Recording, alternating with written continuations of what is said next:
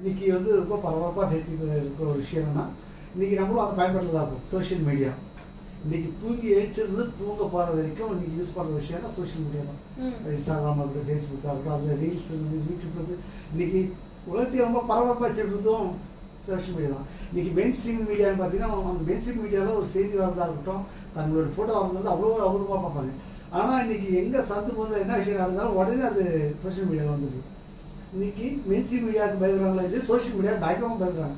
காரணம் அதோட தாக்கம் வந்து அந்த அளவுக்கு இருக்குது. இன்னைக்கு சின்ன குழந்தையிலேருந்து நிறைய ரீல்ஸ் பார்த்துருப்பீங்க, குட்டி குழந்தையிலேருந்து வயசான கிளவி வரைக்கும் முழுக்க முழுக்க பார்த்தீங்கன்னா சோஷியல் மீடியா தான். இன்னைக்கு சோஷியல் மீடியா இல்லாத உலகம் இல்லை அப்படின்னு சொல்லக்கூடிய அளவில் இருக்குது. ஆனால் இந்த வரவை வந்து நம்ம வரவேற்கணும். ஏன்னா எந்த சின்ன விஷயம் நடந்தால் உடனே அது ஃப்ளாஷ் ஆகிடுது. ஆனால் இதில் ஆபத்து நிறைஞ்சிருக்கா? இன்றைக்கி இந்த சோஷியல் மீடியாவுடைய வர வந்து இன்றைய இளைஞர்களாக இருக்கட்டும், பெண்களாக இருக்கட்டும், இந்த சொசைட்டிக்காகவும் சரி, எந்த அளவுக்கு ஆபத்து நிறைஞ்சிருக்கா இல்லை அவசியம் இருக்கா? உங்களுடைய பார்வையில் ஒரு அட்வொகேட்டாக உங்களுடைய பார்வையில். அதாவது சோஷியல் மீடியாவோட இம்பாக்ட் அப்படின்னு நம்ம சொல்றோம் இல்லைங்களா, தட் இஸ் கால் இம்பாக்ட். அதனுடைய பாதிப்பு மக்கள் கிட்ட அதை வந்து எந்த அளவு பாசிட்டிவா இருக்கு, எந்த அளவு நெகட்டிவா இருக்கு அப்படிங்கறத மட்டும் நாம வந்து பேசுவோம். பாசிட்டிவ் அப்படின்றது அந்த காலத்துல நாம வந்து ஒரு ஸ்டவ் பற்ற வைக்கிறதுக்காக ஒரு நெருப்பு வந்து ஒரு தீயை வந்து மூட்டணும் அப்படின்னு சொன்னா கற்களை உரசினாங்க. அடுத்தது ஒரு வெஜிடபிள்ஸை கட் பண்ணோம், இல்ல ஒரு இதை கட் பண்ணோம்னா ஒரு கூர்மையான ஆயுதம், அந்த ஆயுதத்தை பயன்படுத்தினாங்க. ஸோ அது மாதிரி தான் வந்து பண்ணாங்க. அதுக்கப்புறம் வந்து கத்திகள் வந்துச்சு இல்லைங்களா. ஸோ நம்ம டெய்லியும் கிச்சன்ல அடுப்பையும் யூஸ் பண்றோம், தீயையும் யூஸ் பண்றோம், கத்தியும் யூஸ் பண்றோம் இல்லைங்களா. தீயும் யூஸ் பண்றோம், கத்தியும் யூஸ் பண்றோம்.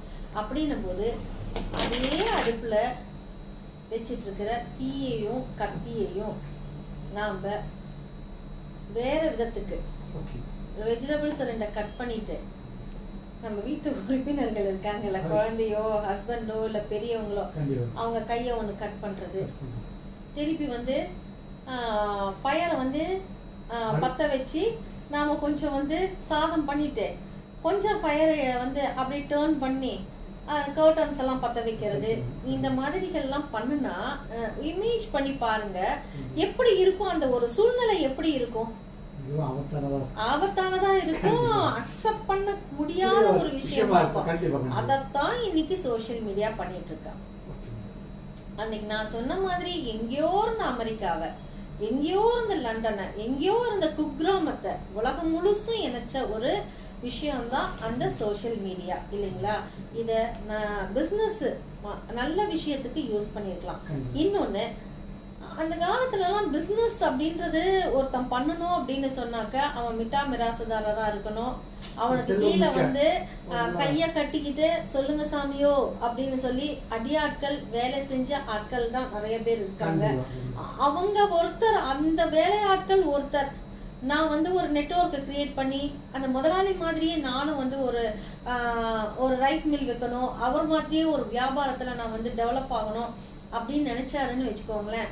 Is it possible? அந்த காலத்துல நாட் பாசிபிள். ஆனா இந்த சோஷியல் மீடியா மூலமா யார் வேணாலும் வந்து தன்னோட பிசினஸ் குயிக்கா வந்து டெவலப் பண்ணிக்கலாங்கிற மாதிரி நிறைய பாசிபிலிட்டிஸ் வந்தாச்சு இல்லைங்களா. அதே சமயம் வந்து இந்த சோஷியல் மீடியால அன்னைக்கெல்லாம் வந்து ஒரு பிரபலமான ஒரு ஃபேஸா மாறணும் அப்படின்னு சொன்னா அன்னைக்கு சினிமா நாடகங்கள், ஒரு நடிகர்கள், அந்த மாதிரி தான் நம்ம வந்து போஸ்டர்ல வந்து போட்டோ ஒட்டி அவங்க தான் பிரபலமானாங்க. இன்னைக்கு போன் கையில இருக்கிற எல்லாருமே ஹீரோஸ் தான், எல்லாருமே ஹீரோயின்ஸ் தான், எல்லாருமே ஸ்டார்ஸ் தான் இல்லைங்களா. அவங்க பெர்ஃபார்மன்ஸ் தான் பண்ற. அத நான் சொன்ன மாதிரி நீங்க வெஜிடபிள் கட் பண்ற விஷயத்த, அந்த கத்திய ஒன்லி வெஜிடபிள்ஸ் மட்டும் தானே நம்ம வீட்டுல கட் பண்றோம், அந்த மாதிரி ஒரு நல்ல விஷயத்துக்கு நம்ம யூஸ் பண்றோம் அப்படின்னு சொன்னா எந்த பாதிப்பும் இல்லாம இருக்கும். இதே வந்து நீங்க வந்து ஒரு 4 வெஜிடபிள்ஸை கட் பண்ணிட்டு அடுத்து வீட்டில் இருக்கிறவங்க கையை வந்து ஒரு பக்கம் கட் பண்ணுறது, ஒரு 4 வெங்காயத்தை கட் பண்ணுறது, இன்னொருத்தருடைய விரலை கட் பண்ணுறது, ஃபேஸில் ஒரு மார்க்கை போடுறதெல்லாம் இருந்தால் எப்படி நீங்கள் திங்க் பண்ணி பாருங்க, ஒரு அப்நார்மல் ஆக்டிவிட்டிஸ் இருக்குமோ அந்த மாதிரி ஆக்டிவிட்டிஸ் தான் இன்னைக்கு இந்த சோஷியல் மீடியாவில் மக்கள் பண்ணிட்டு இருக்காங்க.